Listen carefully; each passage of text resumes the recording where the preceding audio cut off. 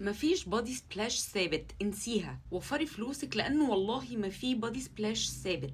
تقولي باث اند بادي وركس ولا تقولي فيكتوريا سيكريت ولا تقولي لي القرد، مفيش ما عدا واحد، والله العظيم ما عدا واحد، وعن تجربه مليون براند، والبراند مصري كمان. انت متخيله؟ كلمتكم عنه قبل كده وعدى 2 3 كمان ولسه لحد دلوقتي هو نمبر 1. هو ده يا جماعه، ده برفيوم، حتى هو اسمه بادي برفيوم بس هو المفروض ان هو بادي سبلاش من براند ميم يا جماعه. اللي تعبت وانا اصيح ان براند ميم ده اختراعه من الحاجات اللي لازم نقدرها. ثابت جدا، فوحان رهيب، قوه العطر مش طبيعيه، عطورها بقى كتير وتناسب الاذواق كلها. هي مسمياه بادي برفيوم وهو بادي برفيوم، يعني ده حرام يتقال عليه بادي سبلاش. اللي معايا ده بقى بريحه هافن. بصوا المست عامله ازاي في كده. ريحه هافن دي بقى ريحه نظافه ومسك، عايزه كده تبقى ريحتك فله كانك في الشاور مش خارجه من الشاور.